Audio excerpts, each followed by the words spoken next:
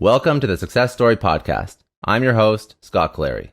On this podcast, I have candid interviews with execs, celebrities, politicians, and other notable figures, all who have achieved success through both wins and losses, to learn more about their life, their ideas, and their insights.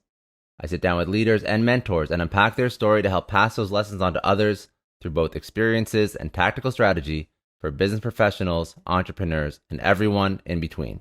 Without further ado, another episode of the Success Story Podcast. Thanks again for joining me today. I'm sitting down with Scott Miller, Executive Vice President of Thought Leadership at Franklin Covey, parent company to Stephen Covey's original property, IP, and work. So Dr. Stephen Covey wrote the book, The 7 Habits of Highly Effective People. Now, Dr. Stephen Covey has passed, but his legacy lives on through Franklin Covey. So I just want to tee that up so you understand. Scott at Franklin Covey is the EVP of Thought Leadership.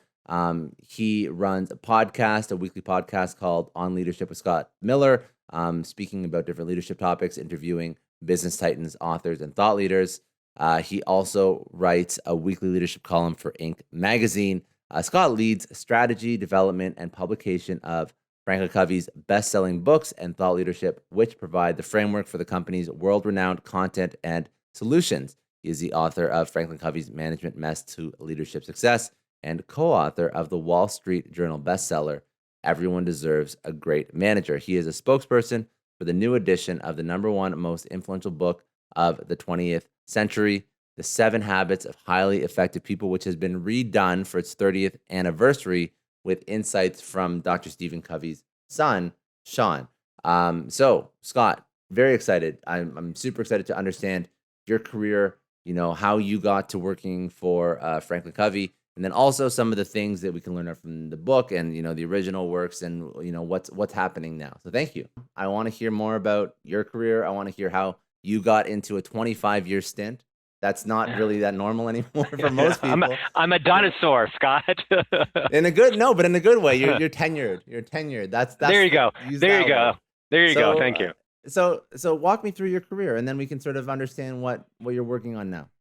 Sure. Well, thanks for the invitation to join today. Honored to be here. Let's see. I'm 52. I live here in Salt Lake City, Utah, with my wife Stephanie and our 3 sons, who are 6, 8, and 10.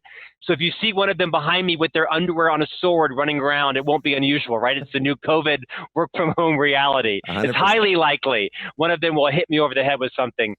I've been at the Franklin Covey Company for just shy of 24 years. I actually am from Orlando, Florida. Born and raised in Central Florida, worked for the Disney Company, Walt Disney Company, for 4 years. After a nearly 4-year stint there, they invited me to leave, which is the nice way Disney says, get out, we don't want you anymore. So here I am, kind of 26. I'm looking for a new career, and Franklin Covey comes calling, right? The firm founded by Stephen Covey, as you mentioned, the author of the 7 Habits of Highly Effective People. And I moved to Utah, which is, if you've been to Utah, it's a lovely state, but a single Catholic boy from Orlando moving to Provo, Utah was an amazing cultural shift. It's kind of like being Jewish and moving to Vatican City, right? Maybe good for a couple of weeks, but not 25 years. But it's been a great ride. 25 years in the company, started as a frontline salesperson selling our leadership development solutions, became a sales leader, went to London for a year, Chicago for 6 years as a sales managing director, came back, and Scott, I was the chief marketing officer for 8 years, member of the executive team, and then about 2 years ago, stepped away from that role after 8 years. And now I'm leading our thought leadership. As you mentioned, I lead what is now the world's largest leadership podcast in the world called On Leadership with Scott Miller. Wrote a few books, got a few more books coming out, and just trying to learn along the way and share some of the mistakes that I made in my career as a leader. And as you mentioned, I'm privileged to be a spokesperson for now the 30th anniversary of the 7 Habits book. Can you believe this book has sold 40 million copies?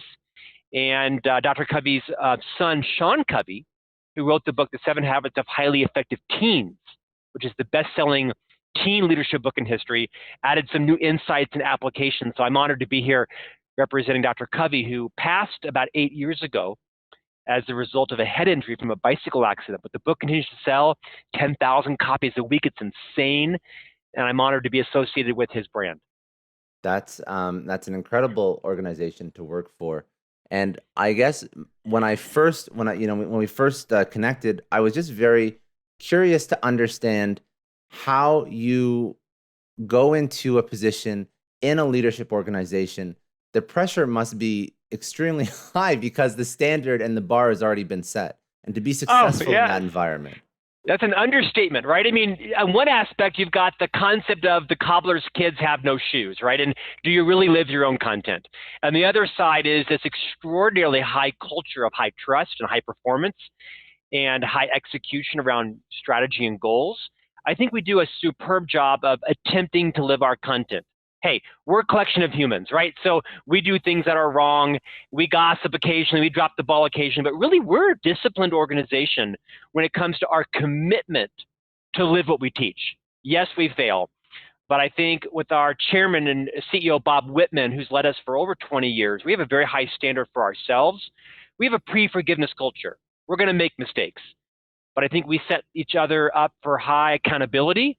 And at the same time, we recognize that we're going to make mistakes given our standard. It's a great place to work. I've been very privileged. People ask me all the time, why don't you leave 25 years? You'll never get a job. Well, I won't get a job again. I'll probably go write and speak and interview. But the reason I stay is our chairman, Bob Whitman, he loves me. And he loves our employees. He loves my wife. And he loves my boys. And he loves my future. And so as long as your leader loves you and you feel that, most people tend to stay.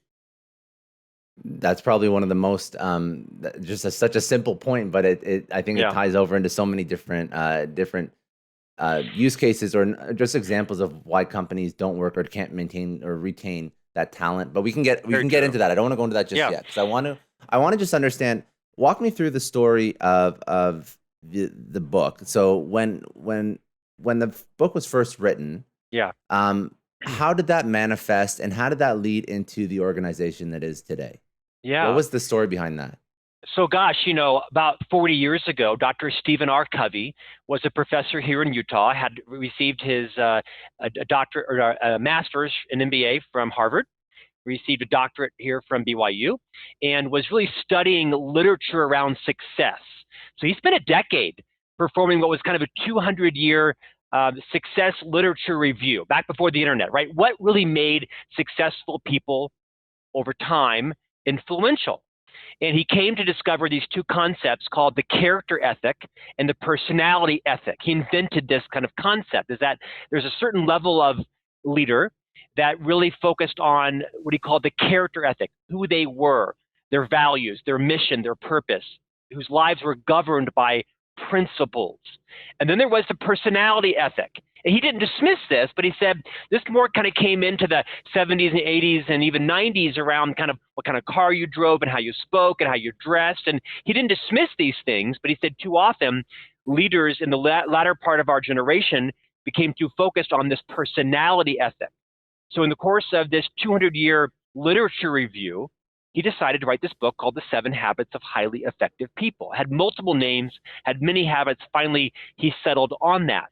And he did not invent these habits, right? He kind of uncovered them. He discovered them. He named them, numbered them, sequenced them. They're all quite rudimentary, which is probably why they're so profound. He sequenced them in a very smart order, and the book exploded. Now, he, I think, hit the right time. He had a great name. He paid the price to research this and write these amazing stories around his own successes and struggles. He was a religious man. So he had studied, multiple religions and principles that, all of the spiritual leaders had taught for thousands of years. And he also had a good public relations team and a good branding team, quite frankly. And the book has stood the test of time. It turned into this leadership development company. About 24 years ago, his small boutique company, the Covey Leadership Center, merged with the Franklin Quest Company. That was a public company in Salt Lake City, kind of the arch rival of Stephen Covey, and they merged to become the powerhouse, the Franklin Covey Company. Actually, there was no Franklin.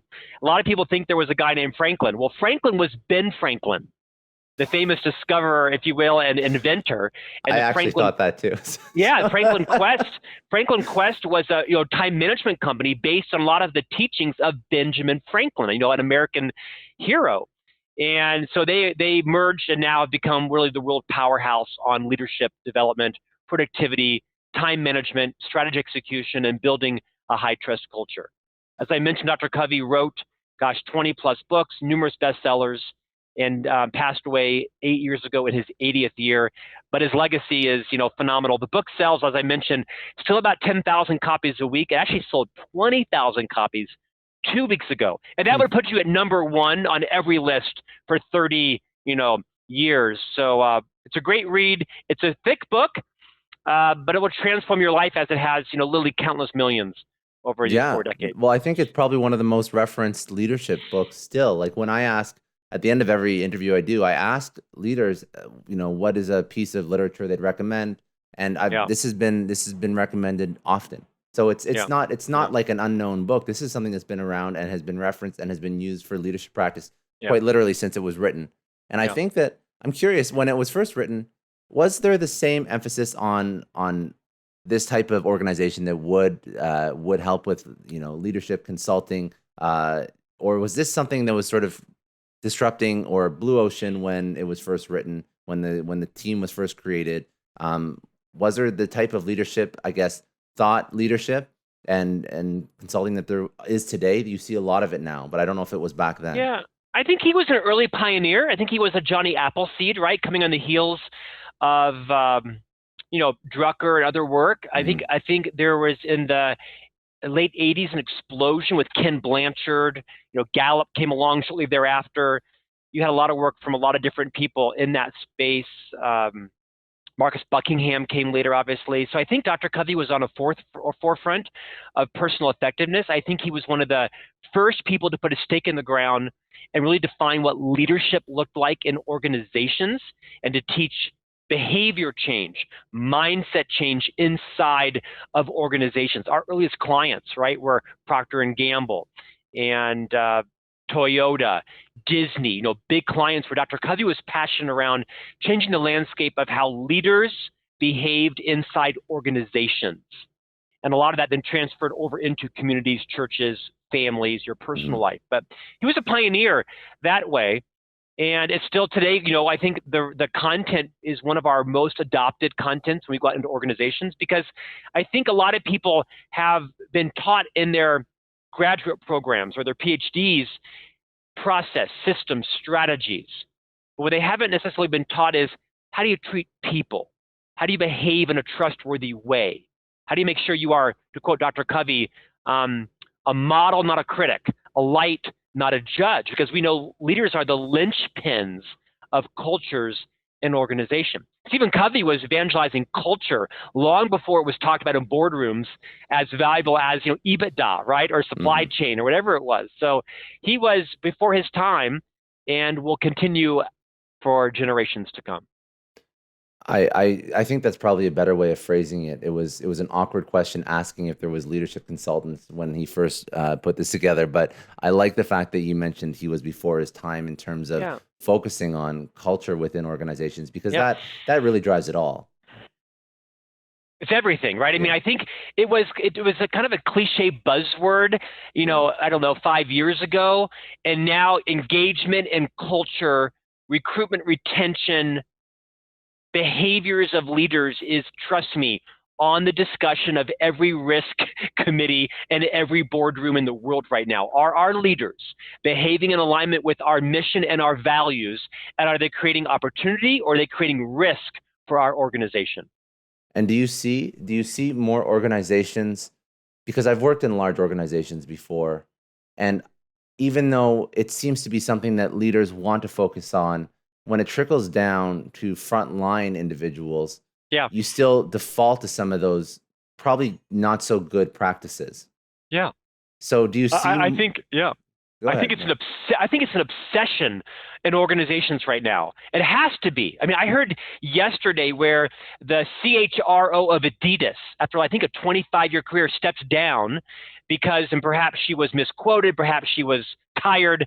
She'd mentioned that, this idea around diversity and Black Lives Matter was kind of a passing phase. I have misquoted her, and I hate that that's what's going to be remembered from the totality of her career. I don't know her, but I'll forgive her on perhaps her statement. But I think companies are obsessed with culture and leadership right now. And let me tell you why. To your point around first-level frontline leaders, Harvard Business Review published, Scott, a research study a few years ago that said the average age that someone receives their first promotion into a management position is age 30. Yet the average age they receive their first formal leadership development training, age 42. And that, so for 12 years, they're well-intended people that were usually highly productive individual producers, right? They're promoted into a leadership role with really no awareness or training of what it now takes to be a leader of people. And they're wreaking havoc across cultures. Not because they're sociopaths or bad people, they're just bad leaders because they haven't been trained. So I think there is a sea change. I'm not trying to evangelize our products at all. We're on fire because organizations are seeing the liability, the litigation, the lack of speed that comes from not investing in your frontline leaders, which, by the way, now the vast majority of people in organizations report to frontline leaders, right? With the digitization of information and with Salesforce.com and Adobe, other tools, you don't need 9 layers or 12 layers of people anymore. You need like 3 layers. So now you've got, tens of thousands of people reporting to first-level leaders who a week ago was the individual producer. Now they're promoted. They don't have the skills. People are going to quit those leaders. We know this HR, adage. People don't quit their jobs. They quit bad leaders and corrupt cultures. Mm-hmm. So I think organizations around the world are recognizing if we don't invest in our leadership from the top to the front line, people are going to flee our company, and we're going to be having turnover that is unacceptable. I think it isn't a nice to have. It is an imperative to make sure that your leaders are recruiting and retaining the best possible talent. I think the average tenure now is like less than 3 years of a new associate. Depends on the business unit, but it's very low. It does. Yeah. It does. It's not going longer. It's going shorter in most cases. And let's also remember that before COVID happened, we were at the lowest unemployment. Oh my So gosh. companies didn't have the luxury of having poor leadership. 3.5% in the U.S., right? And it'll come back there, and then I think of the next, couple of years or so. It'll be hard, but we'll do that hard work. So say you do want to upskill yourself as a professional, or you want to start your own venture, and now you're seeing more and more companies focus on leadership, but it's not taught in your university or college program. Yeah. Do you read a book? What's the resource you go to actually get those base skills that you need to be effective? I'd say 3 or 4 things. I think I have lots of messes, right? Wrote a book called Management Mess. But the things that I'm actually successful about, I'll use as a bit of a model. I came to become an executive officer in a leadership development company, so I got some credit on this particular topic. Ask me about Six Sigma or lean manufacturing, I got nothing, bro. On this, I got some street cred. One is an insatiable curiosity, right? It is reading. It is just, I'm a voracious reader like yourself. I probably read 2 books a week. I subscribe to 40 magazines. I still read print newspapers. I know I'm a dinosaur, but I'm a voracious and curious reader. So that's the first thing, right? Is constantly be challenging your mindset, your paradigm, your belief system. Second, I think, is being self-aware. Nobody's self-aware. There's degrees of it, right? None of us are as aware as we think we are. Look around your organization. Look around the people in your life, professionally and personally, and ask people, what's it like to work with me? What's it like to be in a meeting with me? What's it like to launch a product with me? Go home to your partner or spouse and say, what's it like to be married to me? The more you are seeking feedback and information on what's it like to be around you, the more self-aware you'll be, the less you'll have blind spots. Because we all have blind spots, right? Our breath doesn't smell as good as we think it does. We're not as funny or as punctual or as gracious. Our jokes don't land. You get the point, right? We're not as talented or as encompassing or welcoming. Make it safe for people to tell you the truth about what it's like to work for and with you. Here's the third thing I'd say, and I want to phrase this carefully because sometimes people misunderstand it. I think the one thing that I did that's been most impactful in my career, next to reading, is friending up. My entire life, I have friended up from being a teenager. My friends were always a decade older. When all my college buddies were out, at the frat house, I was down at the mayor's office, behind her desk, learning from her or him. I've always friended up people who were smarter, older, more successful, more cultured, more well-traveled, had more bankruptcies, had earned and lost more fortunes, and it was fundamental to my life. I'm 52 now. Most of my friends are in their 60s and 70s. My wife is actually 12 years younger than I am, and she always wonders when she met me, why are all his friends so old? Why are we going to Greece with people who are 50 and 60? We're in our 30s. But that's how I was so successful. It's because these people took me under their wing, and I learned to avoid so many messes. Did not avoid a few messes, but I avoided a lot because I was always friending up. That's very good advice. I think that that's something that we default to. We default in the wrong direction when we friend up. We do, to our peer group, right? We default to a peer group. We default to people that have, I guess, less taxing, like mentally taxing, pastimes and hobbies, because it just seems easier. It seems like a friend should be like a release. And I feel like that's not the right equation for success.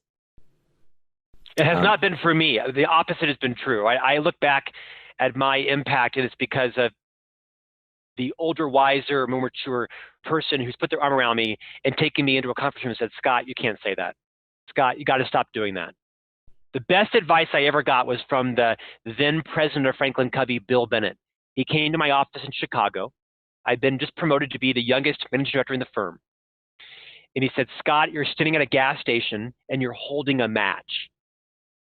And then he sat me down and talked about some specific behaviors that I was engaging in. And mainly it was around keeping confidences and not holding things that were confidential. It's been a problem a lot of my life, less so now as I'm an officer in the firm. But it's conversations like that. The CEO once took me aside and said to me, Scott, you make too many declarative statements. And that's all he said. And he walked away. This is my boss, the CEO. And I'll never forget where I was standing, what day it was, what time it was. But sometimes it's those, more effective people than you. Typically, they're older than you that have a great investment in you and kind of see where you're headed, even when you can't see where you're headed, and they help you course correct. Now, this is a huge question, but I think that you are qualified to answer this. In the age of COVID and remote work and work from home, and I'm sure this is something that you've probably covered on your own podcast. Yeah. What are the traits? How do you effectively lead? How do you keep people engaged? How do you replicate that in-office culture? Two things. First, leaders have to have the right mindset, right? This is your paradigm, your belief system. All of us have deeply enculturated belief systems that come from our parents, our kindergarten teachers, our sixth grade principal, whoever it is, right? Our first boss.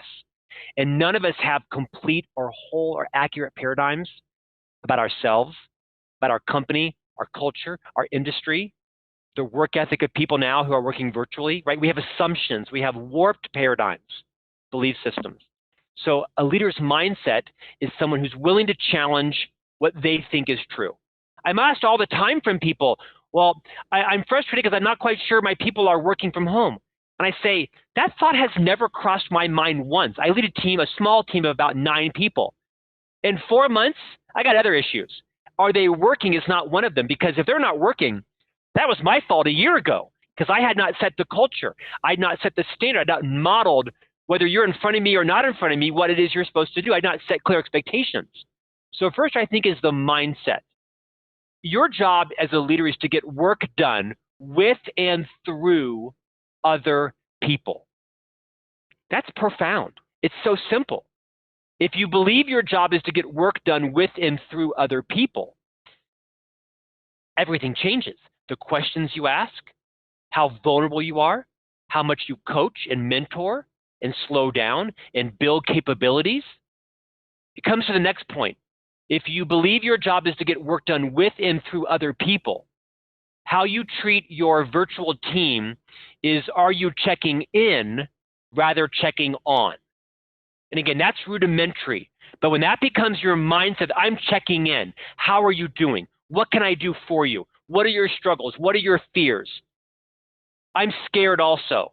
I'm nervous also. I'm struggling with distraction also. My 3 boys are interrupting my productivity also. I'm working 14 hours a day also. I haven't taken a vacation day in 4 months also, right? When you can relate to your people by checking in versus checking on, they will feel this. They will see it. They will hear it. I think Zoom, Skype, meetings, rooms, whatever your platform is vital for this face-to-face connection. I think they should see you in your environment. You should see them in their environment and make it safe for them to tell you their truth, right? What is it they're struggling with, and how can you help to cut the red tape? How can you empathize with them? How can you show empathy? These are small things. They're not epiphanies, but I think they're culture changing in the new reality, which is massive distraction, virtually no life balance, fear gripping everyone. Am I going to be seen as being productive? Am I going to be seen as being a vital, necessary part of the team, right? Am I learning anything? Do I have any boundaries? I don't know about you. 12 hours is the new norm. It's not healthy. It's not healthy. We're going to burn out. And leaders have got to set the standard, right? As I mentioned before, be a light, not a judge. Be a model, not a critic. I hope that's helpful. I think it is. I think it's very helpful. I think it's what leaders should aspire to act like. I just find that a lot of leaders have trouble letting go, placing that confidence. And I don't know how the leader even trains his or herself to let go and to allow people to feel that psychological security. And that's something that I'm really, because it always starts from the leader and how their own mindset and how they perceive themselves and their own effectiveness.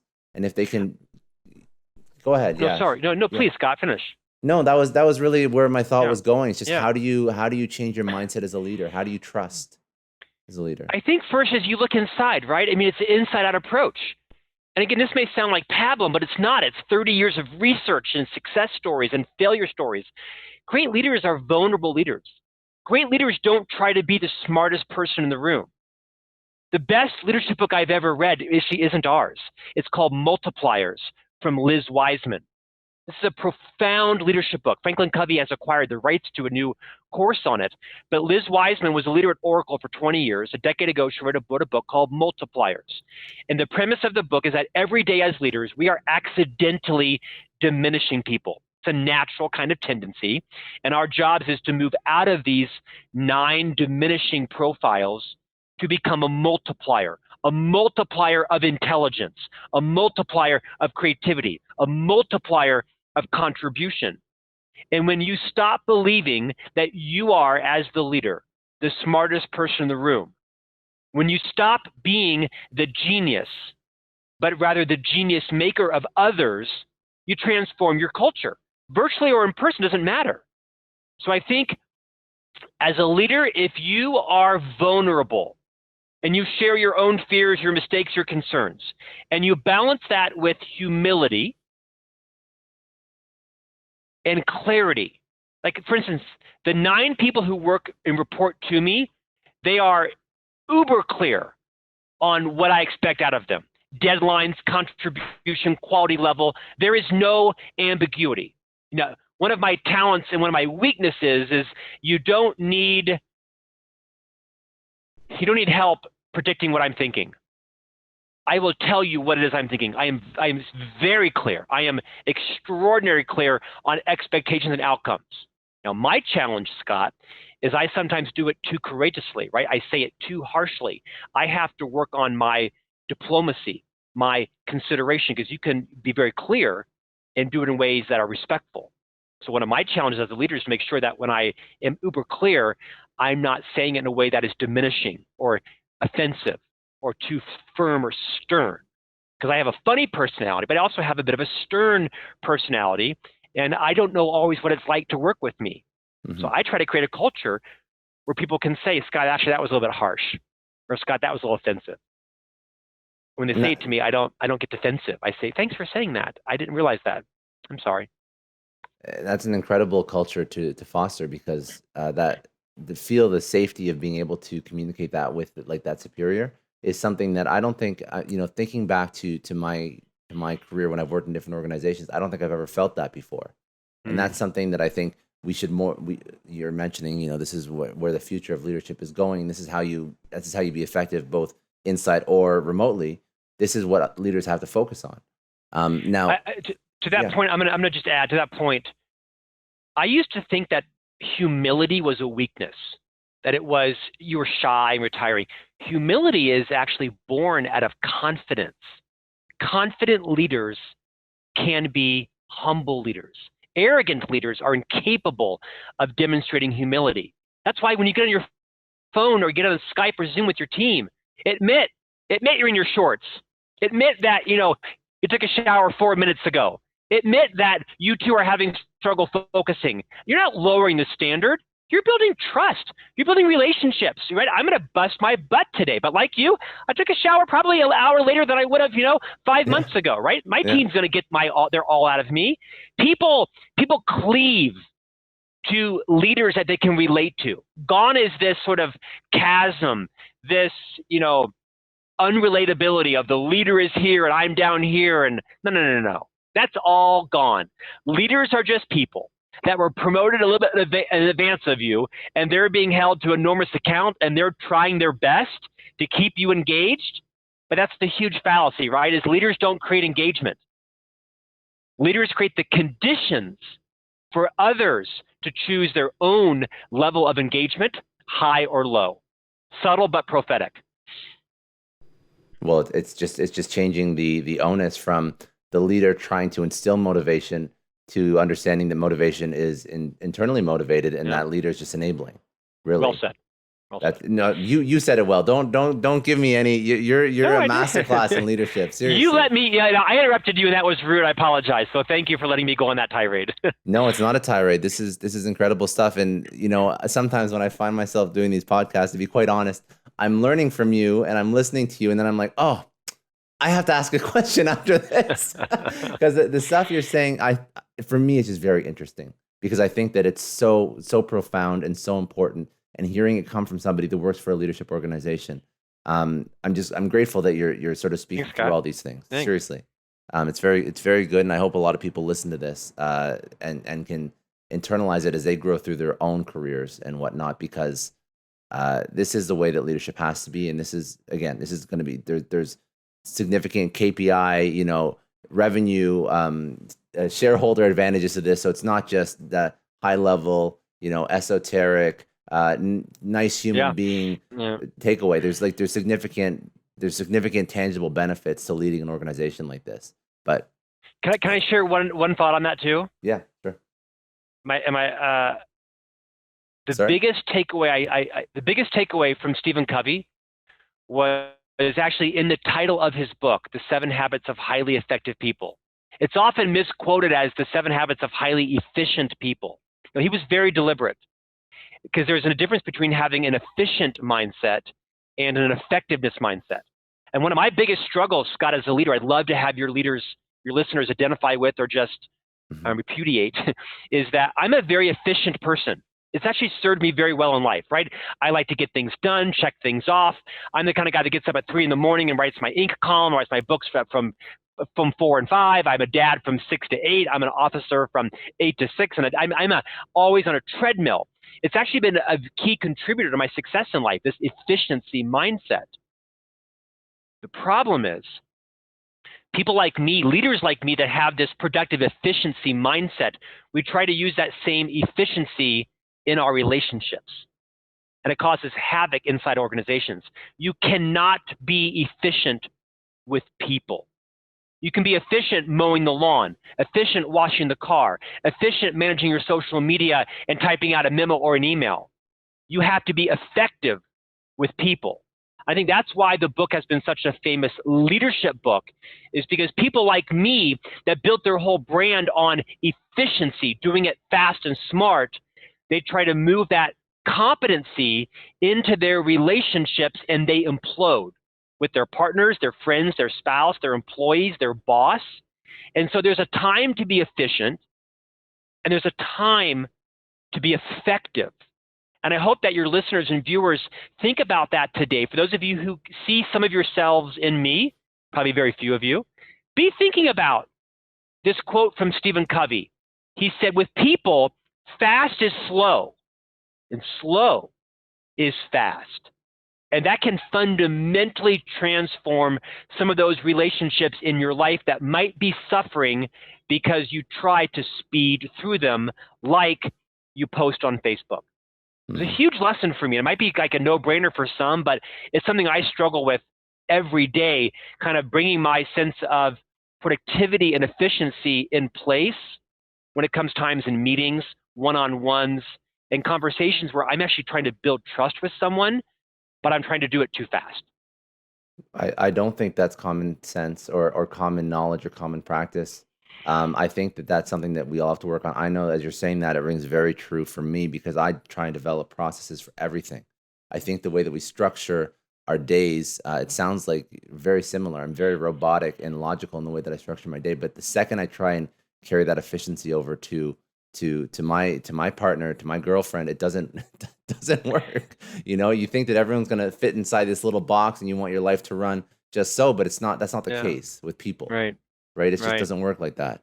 I did want to ask, a little bit about, I think it's topical to speak about what you're doing with the book now. So what is going on with the book? What is Sean doing? What is the new messaging in the book, or just maybe not new messaging, but expanding on original messaging? Yeah. Thank you for asking that. So the book just relaunched on its 30th anniversary about 8 weeks ago, not quite 8 weeks ago. And we didn't change a single word that Dr. Covey wrote, not a word. I mentioned that Sean Covey, who is the president of our global education division in the firm, he added new insights after each of the 7 habits, and beginning at the end and at the beginning and the end. And so what Sean did was say, okay, habit 1, be proactive. Dr. Covey, his dad, wrote that section, and then he added about 1,000 words on, here's how I saw a school principal be proactive. Here's how I saw a receptionist or a parent. And so he uses broad examples at the end of each of the 7 habits on how this principle is still as relevant today as it was 30 years ago when his dad wrote the book. A lot of tangible stories, a lot of some stories on about his own life. Sean lost a daughter to depression and suicide about maybe 8 years ago, and he shares some tender, heartfelt stories about his own children. He shares stories about his dad and his mom, and also just, in good business international examples of leaders who begin with the end in mind, leaders who put first things first, leaders who seek first to understand, then to be understood. Here's how Sean has seen it happen in their business, in their platform. So that was his contribution.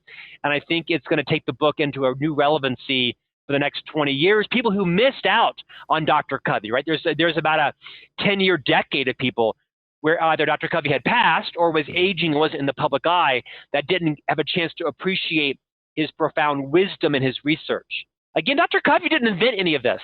He just did a disciplined job of uncovering, sequencing, naming it, and then speaking about it, writing about it nonstop for 30 years. And it's built a seminal book with an endless legacy. But I think that's also important to note that the ideas that shape leadership in business, like nobody is reinventing the wheel in the practice that we do. But again, it's always like common sense isn't common. So we need these types of playbooks and blueprints to be effective, because knowledge is lost so quickly, unfortunately. And I think that we have to keep going back to people that's why you read leadership books from leaders that were not just around 50 years ago, but 1,000 years ago. Right. Because those practices can still be drawn out. But it's just that naivety and just like that ignorance of how things have been done effectively before that leads to bad leadership. And perhaps writing about it or speaking about it in a way that's relevant to a new generation, right? Sometimes I think things can be too easily dismissed. Mm-hmm. Some of the classics, right? I mean, I think Peter Drucker and Clayton Christensen and Jim Collins, if they don't keep their brands running and relevant, then, 10 years ago, no one will know who Peter Drucker is. Because quite frankly, I'm telling you, although he's one of the greatest minds of our generation, there is no organization to keep his writings relevant, right? I'm not sure that 18-year-olds know who Peter Drucker is. I fear that 10 years from now, no one will know who Clayton Christensen is, one of the greatest minds of our generation. He passed about 6 months ago, a friend of mine on our board of directors. Harvard business professor, right? Wrote Innovator's Dilemma, Innovator's Solution. And I don't think that his organization will be enduring like Dr. Covey built an organization to keep his timeless principles that he wrote about relevant for kindergarten students and relevant for high school students and first-time leaders and board members. All these principles are relevant to every year of your life. What we've done well, I think, is to keep writing about them in ways that are current with new generations. I think that's smart, and I think that's what you have to do, because it's not going to be, unfortunately, that wisdom doesn't transcend time the way it really should. So you have to have somebody that's going to bring it to the people that you want to who should be consuming it, like bright young minds, but consuming it in the way that they consume information now. It's about marketing, it's about brand, it's about positioning, it's about tapping into the resources and the outlets that people consume knowledge now. You have so many different ways that people are, conditioned to consume information than they were 10 years ago, 20 years ago, 40 years ago. So you have to sort of tie it into that as well. But that's more of a just like a brand and a marketing, and just understanding, again, like the times and how people learn and assume and whatnot. One thing I wanted to tee up. I have just 2 rapid fire questions to bring out some insights from yourself. But before we go there, was there anything that was in regards to the book, or any of the messaging in the book, some leadership traits, anything that we didn't touch on that you wanted to go into?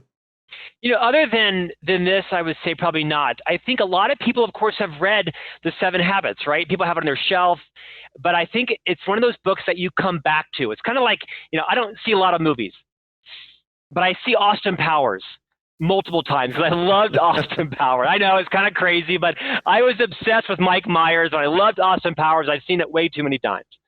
But I think this book is kind of like the similar movie for me. Revisit it. I don't need you to buy a new book. We don't need your $9, right, or your $15, although we'll take it graciously and with great appreciation. But it's the kind of book you got to repurchase it, because what Sean Covey added to the book in terms of new insights, I think can help you supercharge your own effective habits for your roles as parent, neighbor, son-in-law, partner, spouse, leader, colleague, friend, and just really get your own life centered around what your purpose and mission are. It's probably the book of its generation around helping reorient you to what you said, right? Common knowledge isn't common practice. Dr. Covey was fond of saying to know, but not to do is not to know. And we know these principles inherently, but I think reading them and revisiting them probably every year or so can continue to keep you grounded on your true purpose and make sure that you're living in accordance with what you know to be true, but you're tempted to sort of separate from because there's so many demands or so many distractions in life. Very good. Very well said. Okay, so rapid fire. I asked these to everyone. So first question would be, what is one life lesson that you would tell your younger self? Shepherd your credit score better. Is from early in life, resist all of those things that are outwardly focused, right? For the ladies, what kind of purse you bought. For the guys, what kind of sneakers you have. The Mercedes or BMW you really can't afford. Is be very thoughtful about your long-term reputation, your credit reputation, and also your personal reputation, right? Your reputation is really just a collection of all the decisions you make in life. And next to your soul, if you're a spiritual or religious person, it probably is your most valuable asset. So manage your credit score well and manage your reputation well, additionally. Very good advice. And the last question would be, what would be one resource outside of this book? You've actually mentioned one, but another one that you would say people go check out. Next to Multipliers by Liz Wiseman, which I think is a phenomenal book, David Epstein wrote a book called Range about 9 months ago. This book talks about the difference between people whose careers are those of specialists and those who are generalists. And for me, it was a prophetic learning around, I'm a generalist, right? At a cocktail party. Am I an author? Am I a speaker? Am I a podcast host? Am I a salesperson? I'm a leader? I'm a sales manager? What am I? Versus I'm an anesthesiologist. I'm a commercial airline pilot. I'm a dental hygienist. And that I think a lot of specialists later in life might have wished they were generalists, and a lot of generalists wish they were specialists. But he gives license to how generalists are probably going to be the future of innovation and creativity, generalists, It isn't just one or the other, but to me, I found it to be a prophetic understanding of owning and appreciating being a generalist. And I think in our 20s and 30s, a lot of generalists are insecure when we look at the podiatrist or the patent attorney, right? Or the person who's got a specific chemical engineering degree like my brother has. And then I think later in life, I've really come in to appreciate, oh my gosh, I'm so glad I was a generalist, because now I can be on your podcast because my knowledge base is so broad and I hope somewhat useful because of the generalist insecure path I took in my 20s and my 30s. And I think that generalist path that David writes about in his book, Range, comes into itself in your 40s and your 50s and your 60s. I think most C-level people, perhaps other than a CFO, came there through a generalist path. Very interesting. That's an interesting perspective, but I think that it's manifesting itself in the amount of side hustles and career transitions that people are going through in their 20s and 30s, right? Yeah. I think most CEOs in the 70s and 80s came up through engineering, came up through product development, came up through sales. And I think if you're looking at the entrepreneurs that are just crushing it, is they weren't specialists. They were generalists. They learned to do this and do this and do this, and they learned about that and had this insatiable curiosity, and they could sell and they could market, they could develop. And now together that built this unprecedented range of skills that David Epstein writes about. Read this book, and it will fundamentally change which path you choose to go down, and maybe how you even as a specialist choose to better appreciate generalists and vice versa. Very good. Good recommendation. Thank you. Where did people? Yeah, I've never had that recommendation before, so I appreciate it. I'm going to go download it now, and I'll get an Audible going. What's the best place to go learn more about the 30th anniversary launch of 7 Habits? What's your social website, all that stuff? Yeah, it's all easy to find, right? Visit franklincovey.com. We have, it's easy to find the 7 Habits. You can buy the book anywhere. We'd love to partner with organizations on how to build their cultures and their leadership skills. You can find me on LinkedIn. My wife says it's hard not to find me. That isn't a compliment. But you can find me on Twitter, Facebook. I'd love to have you connect on Instagram. And if you Google On Leadership with Scott Miller, that's the name of the podcast I host. You can subscribe to that as well. That's all for today. Thanks again for joining me on another episode of the Success Story Podcast. You can download or stream this podcast wherever podcasts are available, including iTunes, Spotify, Google, Stitcher, iHeartRadio, and many others. You can also watch this podcast on YouTube. If you haven't already, please subscribe and share this podcast with your friends, family, coworkers, and peers. Please leave us a rating on iTunes. It takes about 30 seconds, as it allows other people to find our podcast and lets our amazing guests reach even more people with their message. And remember, any rating is fine as long as it contains 5 stars. I'm Scott Clary from the Success Story Podcast, signing off.